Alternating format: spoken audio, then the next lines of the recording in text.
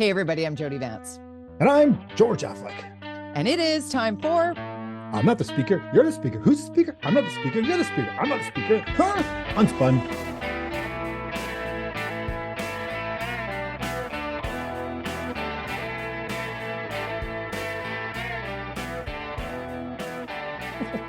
Oh my gosh, when will there be, can we talk about the speaker in the United States first and then come to the speaker of the House of Commons and then move our way across the country back here to BC? Holy theater drama, Batman. Well, we've had our experience with speaker chaos in BC, that's for sure. But rolling back to the original days of Unspun when we first launched, remember the speaker issues? They were marched out unceremoniously. Can we just remind people? It was chaos. All the chaos of the speaker. What was it? November 20th, 2019. Yep. It's but this is a whole different ballgame. And we're talking about the third person in power in America. Third in line for presidency, basically, is now, there's no person now. It's crazy. So they've recessed till when? I mean, presidency. It's crazy. It's crazy. And the Democrats voted in supporting the ouster of Kevin McCarthy.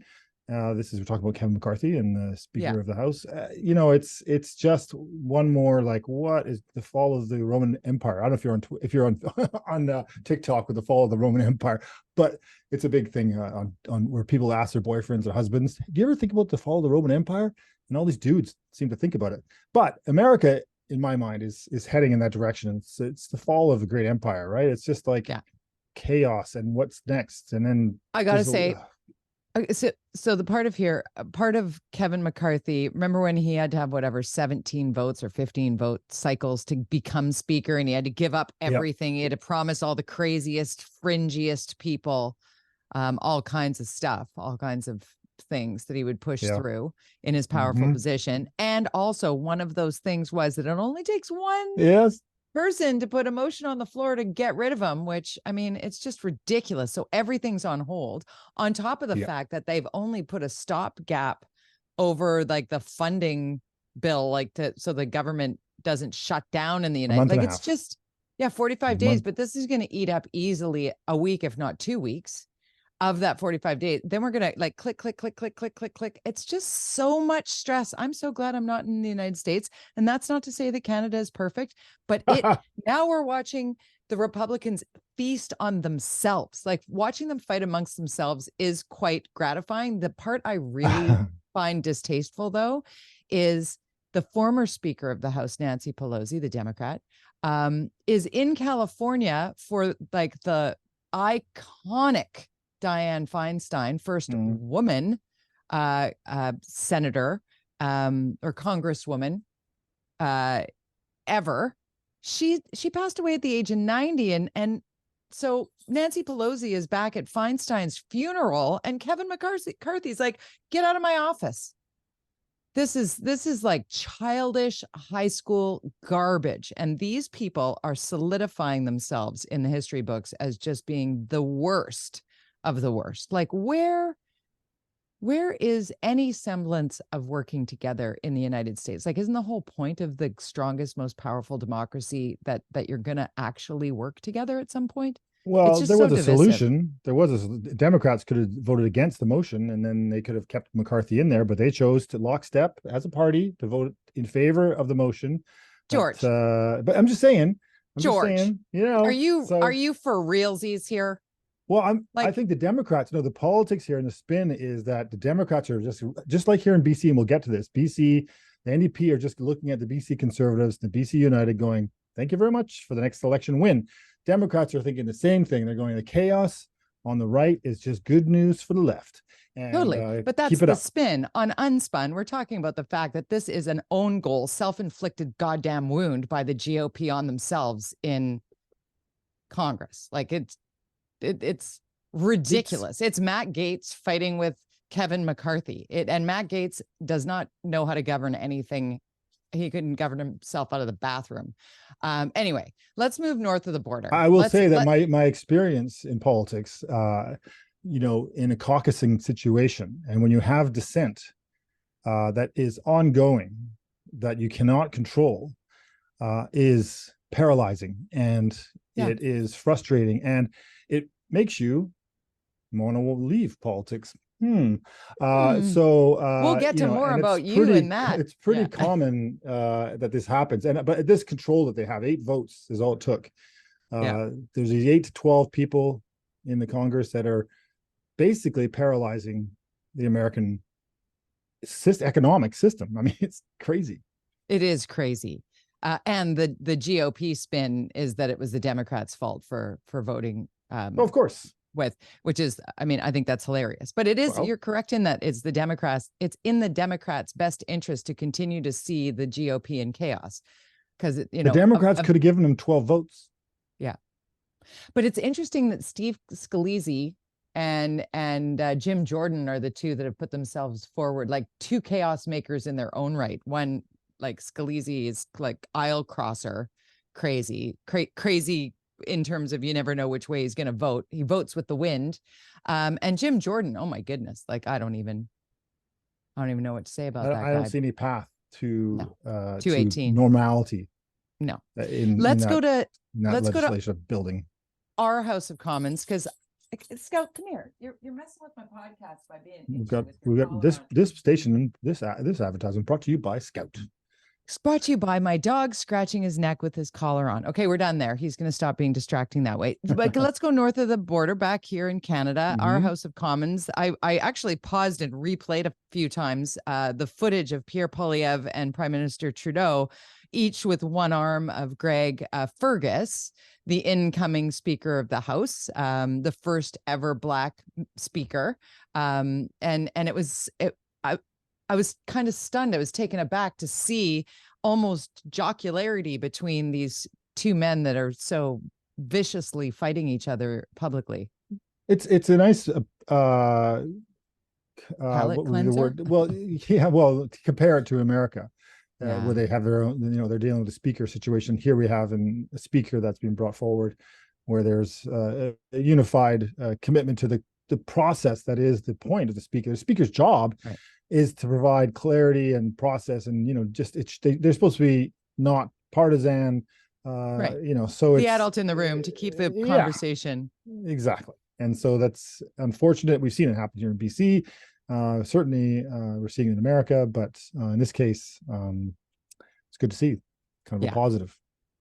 Another big first for the over the weekend in Manitoba, the election of a new premier there, a wholesale political shift, and the first First Nations premier to be elected in Canada. Not first Indigenous premier, but the first First Nations in Wabkanu. People might get confused by that, but what do you mean? Well, Métis is considered to be an Indigenous peoples. And so obviously Louis Riel was Métis, and he was the founder of Manitoba. Yeah. And then of course the territories, I believe. Inuit. So we have, you would have, it's what's interesting. Well, first of all, it's an NDP, and we're talking about the prairies here, where we have federally, conservatives are so ingrained in the prairies, Manitoba, Saskatchewan, Alberta. These provinces and in the northern part of British Columbia, which we can get to in a bit, are conservative.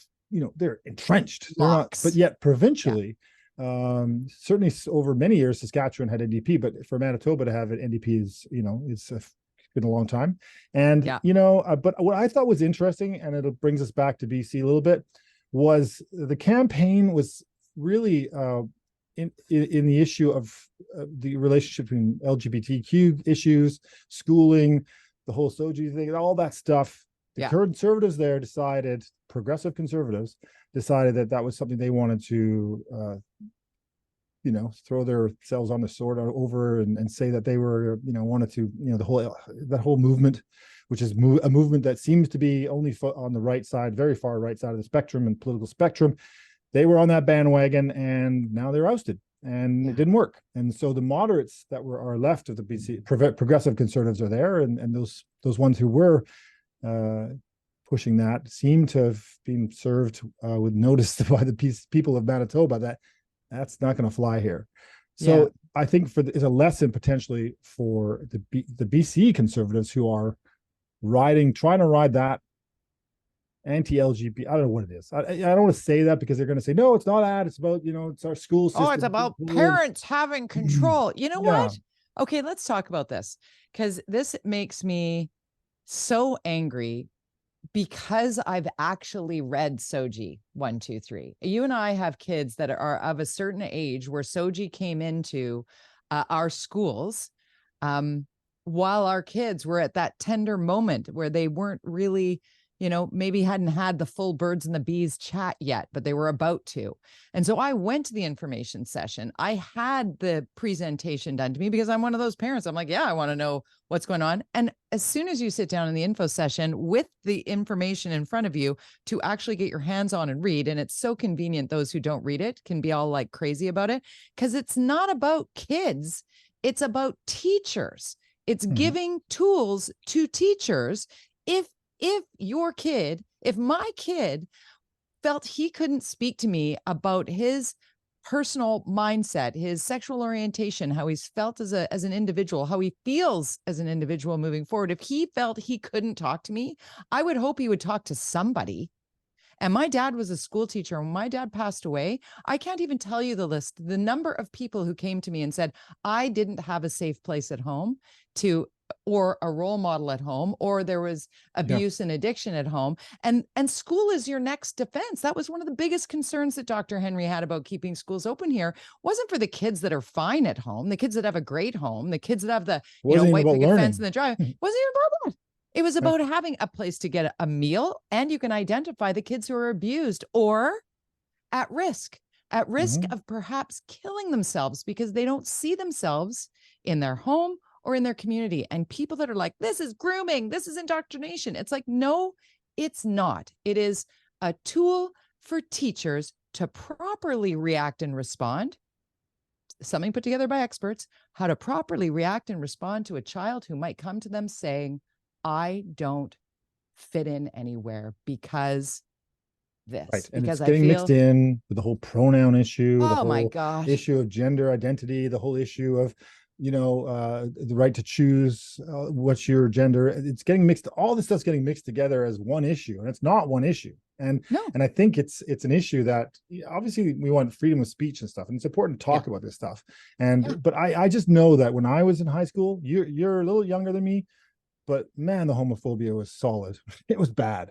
And every gay person in the school was in the closet. Every single one of them. And we knew exactly who everybody was. We did. Not always. Some surprises that came afterwards, but 100%. No, the ones and some of those, ended tragically. I know that after high school, some of the guys that were gay, there some sad endings because they were distraught and we didn't know it. And we were tortured in their own selves. Bullied them.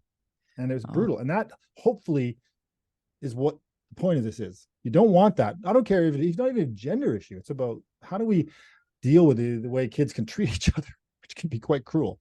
And there needs to be a system in place for that. So using that as a political punching bag, which seems to be what happened in Manitoba, and it seems to be happening in British Columbia with the split of the right with the, BC Conservatives and the BC United. And we saw in the legislature this week that clearly isn't going to fly with the BC United, who were united with the NDP on this front and left the Conservatives hanging there. So it's going to be an interesting election a year from now, exactly a year from now, to see how this all pans out, because we have. Can I just tuck in on that? Can I just tuck in on that real quick with John Rustad? Having that time in the legislature now to vocalize his party's position, I think maybe it solidified the base of people that are on the extreme right that you're talking about, that really believe that, drag queens are the root of all evil, or whatever, or Soji, and are the ones that frankly their kids would need an outlet to have somebody to speak with. But the way that Rustad came at it in the legislature, I felt, and I'm not a dyed-in-the-wool any political party, but I did really like the response and the tone of voice that Premier-Eby used to push back on that. Like he And Kevin sounded like Falcon. They both of them were Kevin very Falcon clear. did, but I really liked what Yeah. David-Eby was saying, because Falcon's been a little bit less He was pretty strong in this one, but firm. yeah, But you know what? EB Just as came a out parent, just punching as a for parent, sure. just as a Yeah, parent. EB came out punching for sure. Yeah. Yeah. But I think, like, I hope what you say is true. And I do trust you in this regard, because you know, you clearly have more experience in the internal workings of politics, and why these wedge issues become what we all talk about at our kitchen tables. I hope that what we're seeing across the country, when parties choose to go hard negative right on LGBTQ2+, especially when it comes to kids, it doesn't work. I hope it just doesn't work. And the younger the vote, or the older the kids become and start to vote, and the older guard who are sort of intolerant to it, or I don't really get this pronoun stuff, because the kids get it. The kids get it. They don't care. They don't care. Yeah, but this is you want to be politics. You want to be called kitty cat? We'll call you kitty cat. Doesn't matter.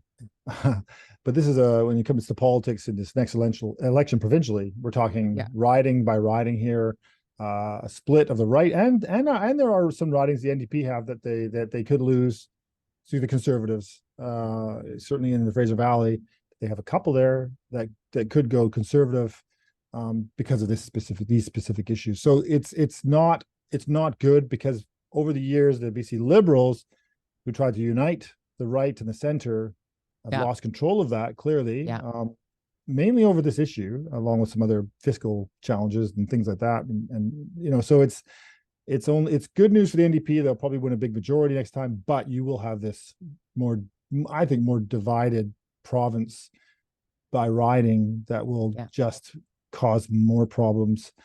And well, you said that about the not interior, as bad as what BC. we're seeing at the Congress in America, but you know, certainly enough people to cause more hatred to be encouraged, which is not good. No, it's going to take community to pull together on that one. But it's interesting when you say the further you get out of the major city centers, the more I don't even want to just say right, you know, the more pulled from the actual realities of the fact-based, the political headlines land easier, the talking points, the wedge issues, I'm going to float this into the community, because it feels that like there's a sort of a disengaged, I'm not going to consume news at all anymore because it's fake news.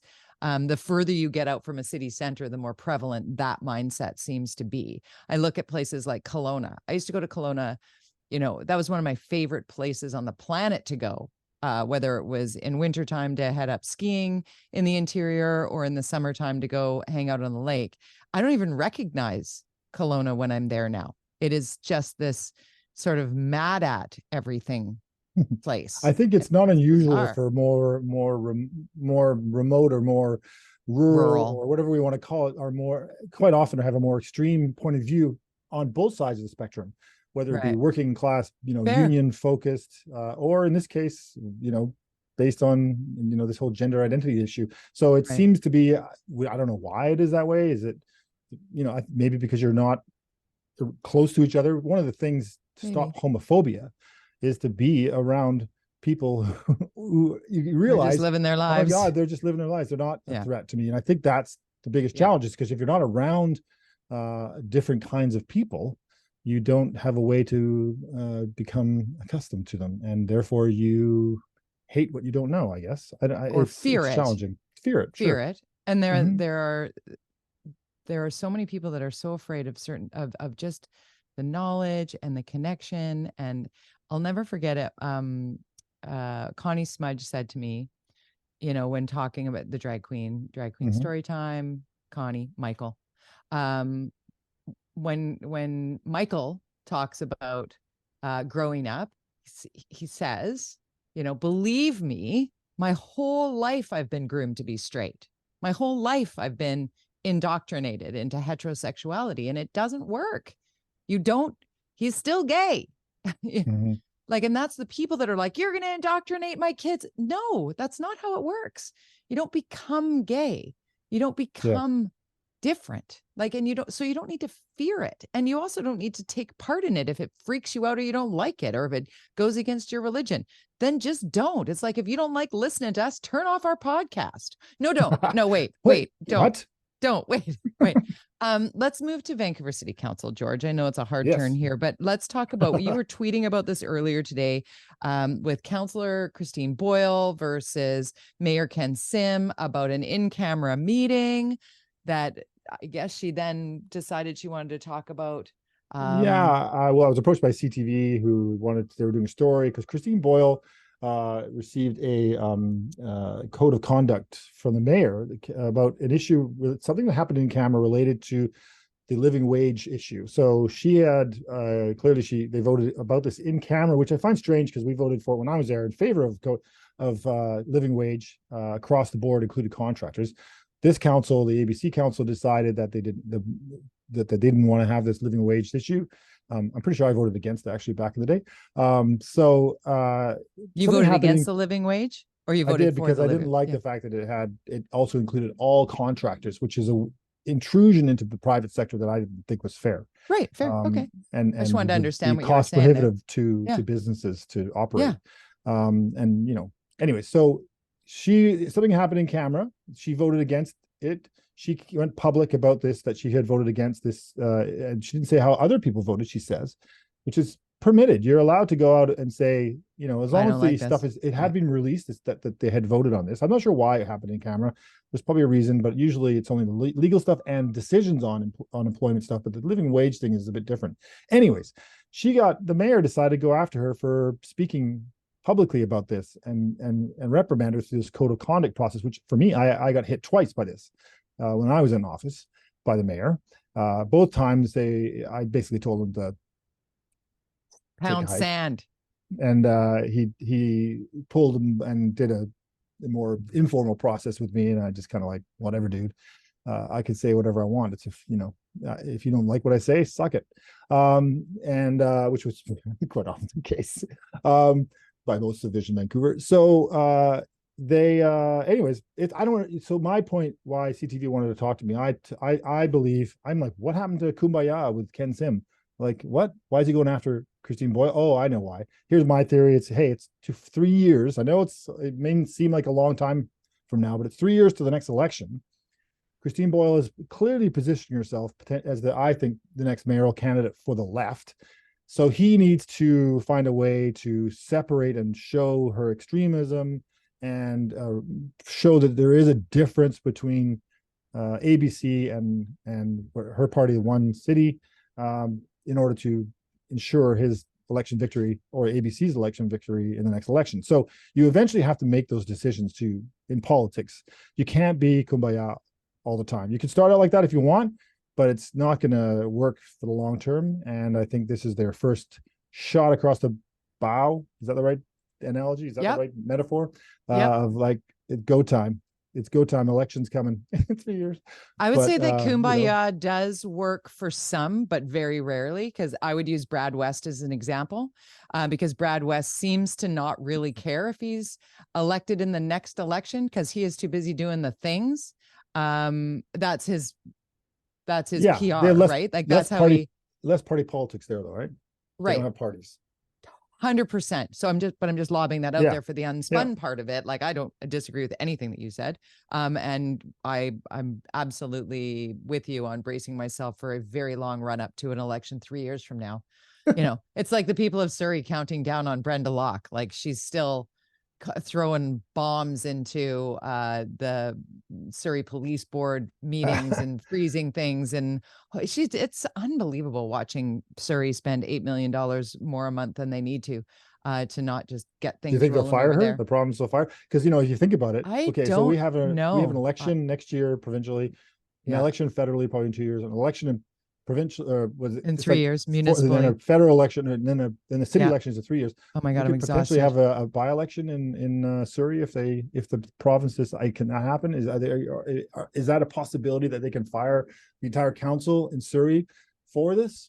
Yeah, that's the thing that's really, it is possible. I don't know. I get the feeling from the rumblings that I've heard, and just sort of random rumblings at that.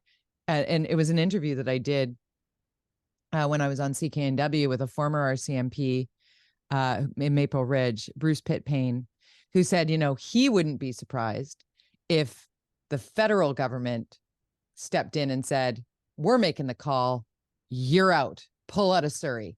RCMP out. Let the SPS become the police of jurisdiction. Becoming the POJ is the big thing right now. That's what the RCMP and SPS are fighting over, right? So the SPS can't get an RCMP officer has to be removed from a position for an SPS to come in and fill it. And so the RCMP are doing everything they can to stall that process, right? And of course, they're giving up the lower end jobs and holding the jobs that control everybody, which works counterintuitively to what the chief of police, Norm Lipinski, for Surrey Police Services needs, because he needs his people to manage his people, and recruiting and all that kind of stuff. So just what Bruce said, that kind of like tweaked with me that maybe that's why there's inaction from our provincial government on this, beyond saying we've made the decision, it's SPS moving forward, make it happen.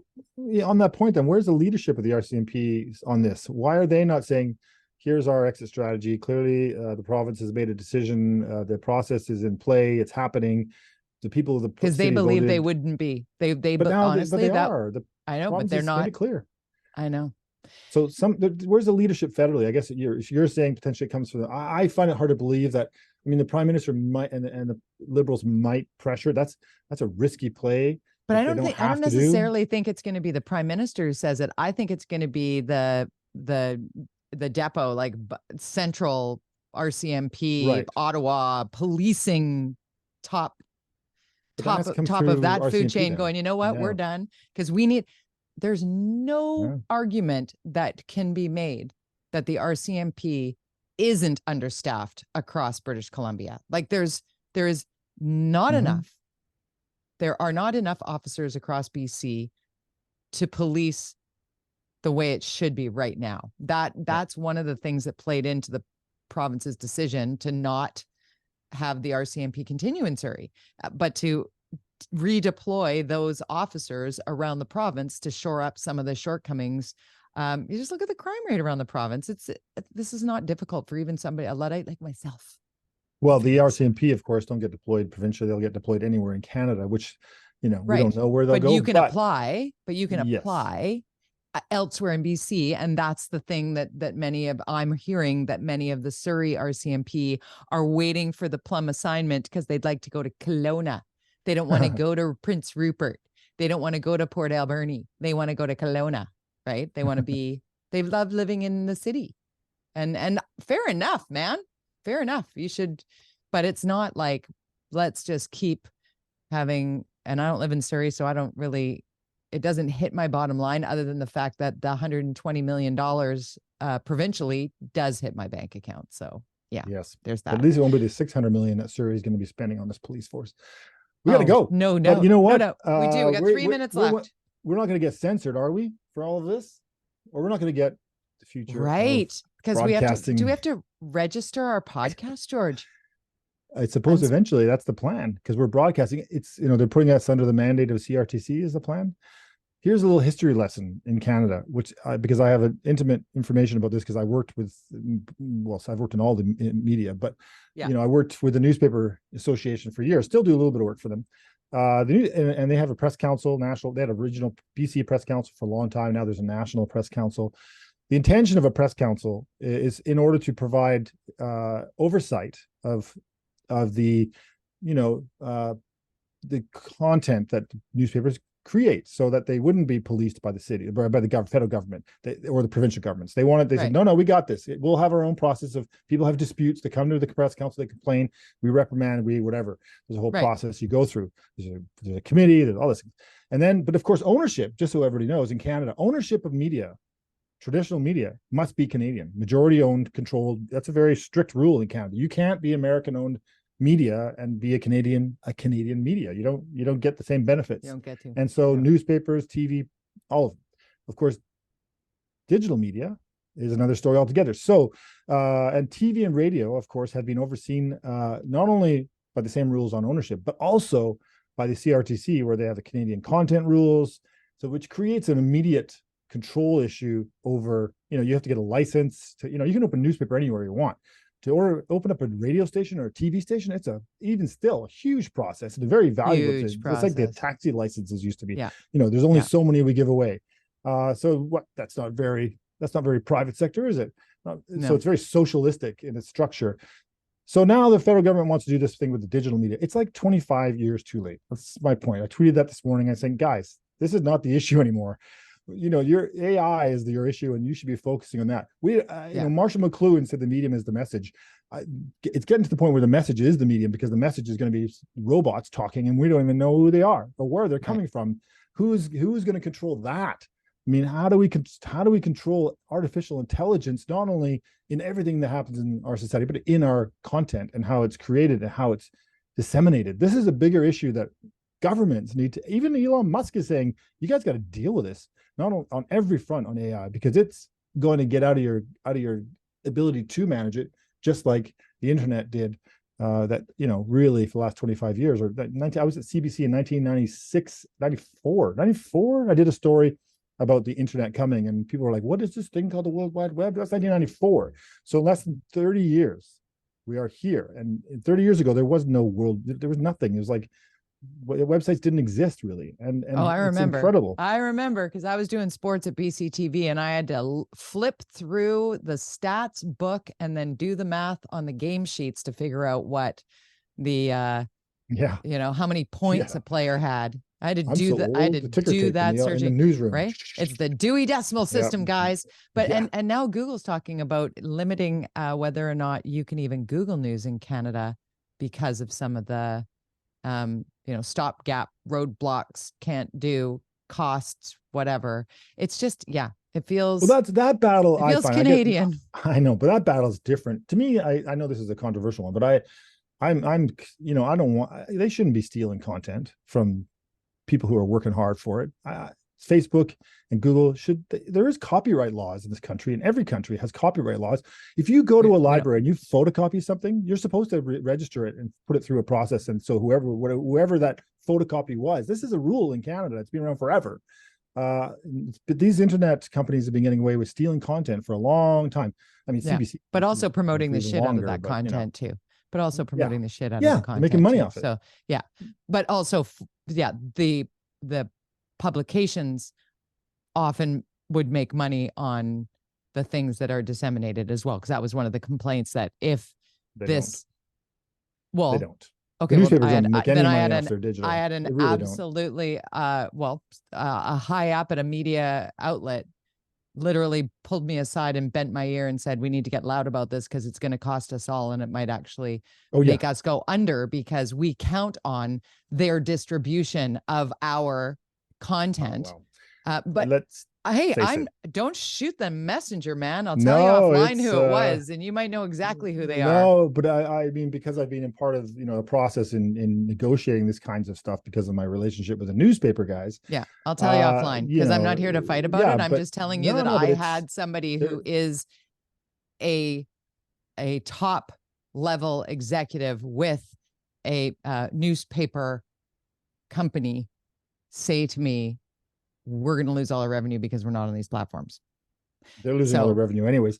But no, want to listen to further. podcasts, So you're not listening to me. You're not want to listen to UnSpun. They want to listen to UnSpun. You don't want to listen to me at all. UnSpunPodcast.com is where you find us. You can follow this guy on the Twitter at george_affleck. And I am at Jody Vance, Jody with a Y, at Jody Vance on Twitter and Instagram and all that kind of stuff. And we went again 3 minutes heavy. So our mission to shorten this podcast in this season, failing miserably. I think we luckily said we are. Did we say lengthen? Yeah, we're like 5 for 5 on fighting and debating and getting all heated. So our viewers and listeners will love that. Say goodbye, George.